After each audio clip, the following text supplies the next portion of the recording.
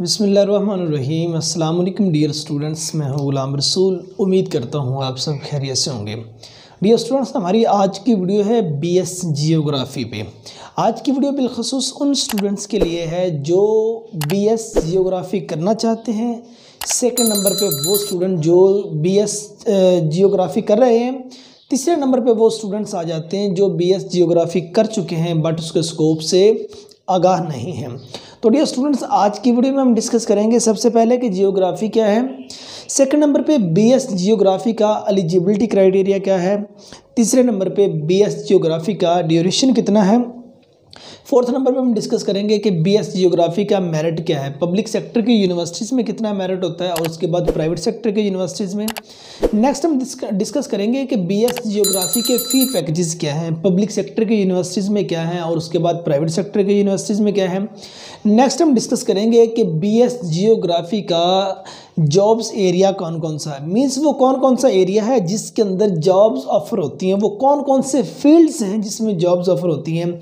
और नेक्स्ट हम डिस्कस करेंगे कि आया कि आपका जॉब टाइटल क्या होता है, किस पोजीशंस पे आप काम कर सकते हैं, आपका डेजिग्नेशन क्या होगा।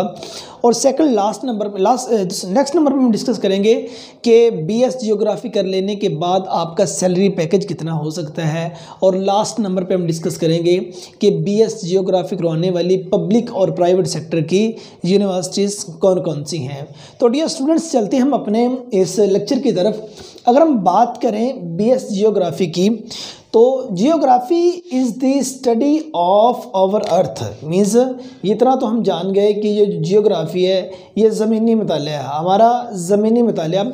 इट्स फिज़िकल फीचर, और उसके जो फिज़िकल फीचर हैं और उसकी डिस्ट्रीब्यूशन है of life activity and it's effect. अगर हम सिंपल या सादा लफ्ज़ों में देखें कि वो इल्म जिसमें ज़मीन और उसके बाद ज़मीन की खसूसियात, उसके बशिंदों, उसके मज़ाहिर और उसके नकूश का मुताला किया जाता है। मीन्स ज़मीन और ज़मीन की खसूसियात और उस पर बसने वाले जौन से लोग हैं उनका, और उसके बाद उसके मज़ाहिर, मीन्स जितनी चीज़ें वहाँ ज़मीन के ऊपर आया हैं और उसके जो नकूश हैं, जो मैप आप कहते हैं, उनका जो डीपली मुताला किया जाता है उसको हम जोग्राफिया का इल्म कहा जाता है। मीन्स जियोग्राफी दूसरे सिंपल लफ्ज़ों में ये है कि ज़मीनी मुताला, ज़मीन और ज़मीन पे बसने वाली जितनी अशया हैं उनके बारे में एक डिटेल के साथ, एक डेप्थ के साथ जो सा मुताला किया जाता है वो बीएस जियोग्राफ़ी की स्टडी है।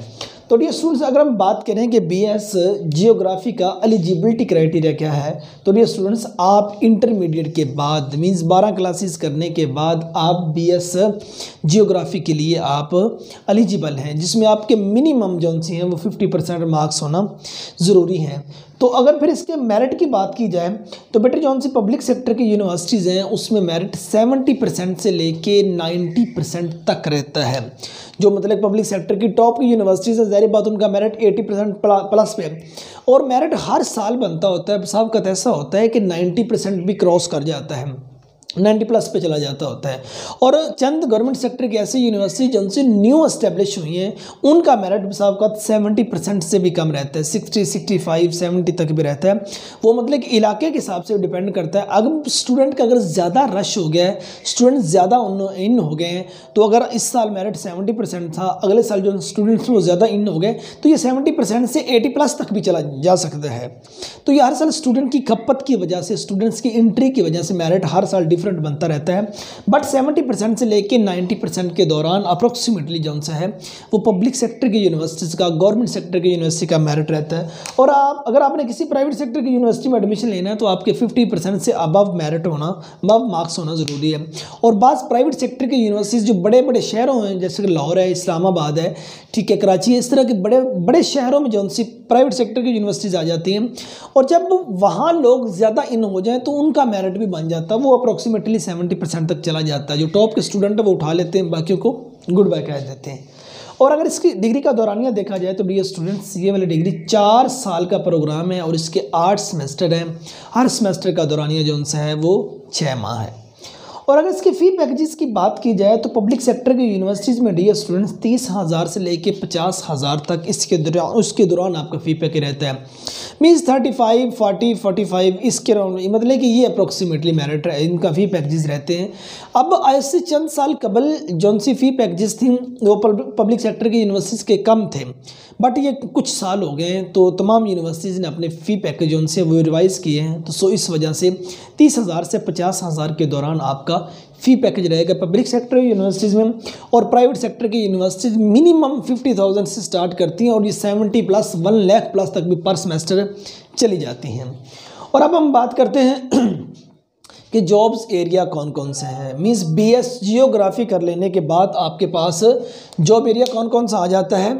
उसमें देखें डियर स्टूडेंट्स, आप यूनिवर्सिटीज़ में जॉब कर सकते हैं, उसके बाद आप कॉलेजेस, आपके पास ये एरिया है जॉब्स के लिए।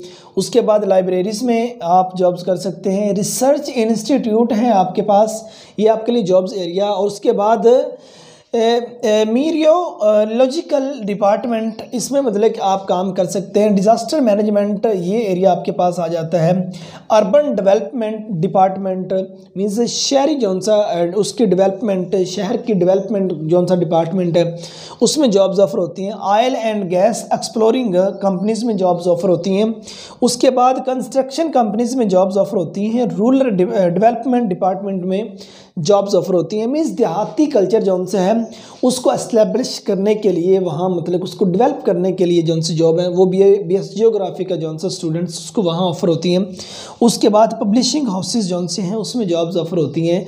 मीडिया के अंदर भी जॉब्स ऑफर होती हैं। मीन्स ये वो एरिया आ जाता है जिनके अंदर आपको जॉब्स ऑफर होती है। मीन्स यूनिवर्सिटीज़ हैं, आप यूनिवर्सिटीज़ कॉलेजेस इनमें भी टीचर आप अपनी खिदमत सर अंजाम दे सकते हैं। लाइब्रेरीज़ के अंदर मीन देखिए लाइब्रेरी के अंदर इसलिए अब ये जो स्टूडेंट जिसने जियोग्राफी का इल्म हासिल किया है तो उसने मतलब कि इन चीज़ों को बड़ा डेप्थ के साथ पढ़ा है, तो लाइब्रेरी के अंदर इसको जॉब्स ऑफर होती हैं। रिसर्च इंस्टीट्यूट, अगर इसके बाद MPhil PhD कर लेता या BS के बाद इसकी रिसर्च अच्छी होती है तो MPhil PhD से पहले भी मतलब जॉब्स ऑफर हो जाती है। काम रिसर्च का होगा, पैकेज अच्छा खासा होगा। मौसमियाती डिपार्टमेंट जौन सा आ जाता है कि बारिश कब आ रही है, आंधी कब आ रही है, मौसम कैसा है, गर्दो गुबार क्यों है, ये वो मतलब कि इन सारी चीज़ों की मतलब कि जांच पड़ताल इस डिपार्टमेंट में इसको जॉब्स ऑफर होती हैं। डिज़ास्टर में अचानक से कोई मुसीबत आन पड़ी है उसको टैकल के लिए मतलब कि कोई लाहे अमल लगाना होता तो रब करीम की तरफ से बस, लेकिन इंसान कुछ अपना तो लाहे अमल करता ही है, ठीक है ना। जो शहर है उसको डेवलप करने के लिए जो हमारे टाउन्स बनते हैं, ठीक है ना, तो उनके अंदर मतलब कि उनका स्ट्रक्चर, उनकी मैनेजमेंट जो सा वो जियोग्राफी का स्टूडेंट बहुत अच्छे तरीके से कर लेता है। ऑयल और गैस की जो कंपनीज़ हैं उनके अंदर जॉब्स इसको बहुत अच्छी ऑफर होती हैं। कंस्ट्रक्शन कंपनीज़ जौन सी कंपनी कंस्ट्रक्ट होने के लिए जा रही है, जो नई कंपनी बन रही है उसके लिए, और उसके बाद देहाती एरिया को मतलब कि बहुत डेवलप करने के लिए पब्लिशिंग हाउसेज में इसको इसलिए कि मैप बनाने पड़ते हैं, मुख्तलिफ कंट्रीज़ के मैप, पहाड़ों के मैप, ज़मीन के किसी खिते के map, which each and everything जो तस्वीरें आपके सामने आती, जो मैप की शक्ल में आपके सामने आती, उसमें काम। और मीडिया के अंदर इसका बहुत अच्छा रोल है, इस शख्स का, जियोग्राफी करने वाले का। रीज़न डैट कुछ ज़मीनी इल्म उसके पास होता है तो मीडिया के अंदर वो मतलब कि ऑन स्क्रीन बैठ के अच्छा खासा मतलब कि बोल भी सकता है, नहीं तो मतलब कि पसे पर्दा या मतलब कि मीडिया के अंदर जो नॉलेज उन तक पहुँचाने के लिए भी बाज़ ऐसे अशखास को हेयर किया जाता है। अब हम देखते हैं कि जॉब पोजीशन क्या हो सकती है। ये तो एरिया था जिसके अंदर आपको जॉब्स ऑफर हुई हैं। अब मतलब कि जिसे सिंपल लफ्ज़ों में कहते हैं डेजिग्नेशन, ओहदा, ठीक है ना। आप dear students being a cartographer काम कर सकते हैं, मीन्स जिसे हम नक्शा निगार कहते हैं, मुख्तलिफ चीज़ों के नक्शे बनाना, ठीक है ना, उसके तौर पर काम कर सकते हैं। उसके बाद बीइंग अ जियोग्राफर काम कर सकते हैं, इल्मुल अर्ज़, ज़मीनी इल्म हासिल करना।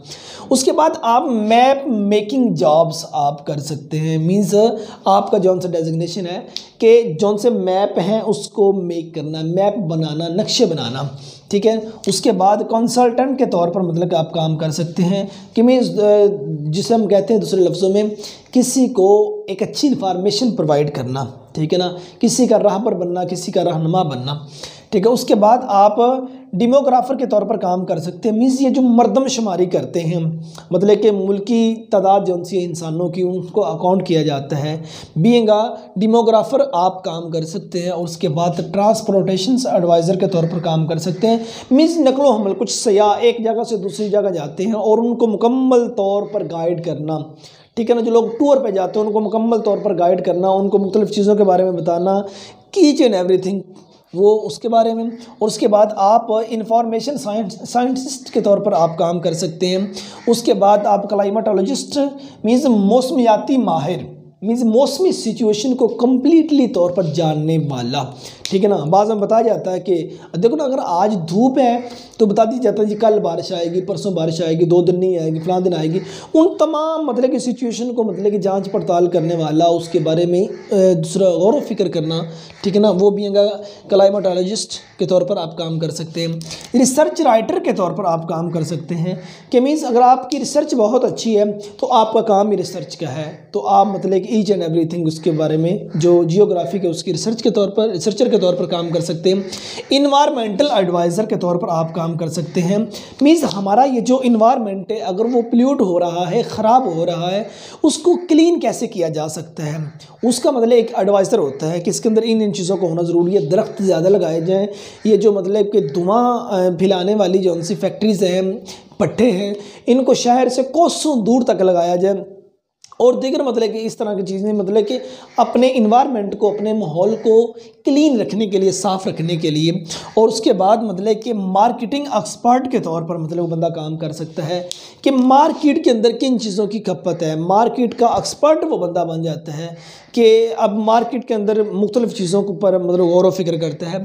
अब उसके बाद dear students real estate adviser के तौर पर वो काम कर सकता है, मीन जायदाद की खरीद व फरोख्त के तौर पर मतलब कि वो बंदा काम कर सकता है।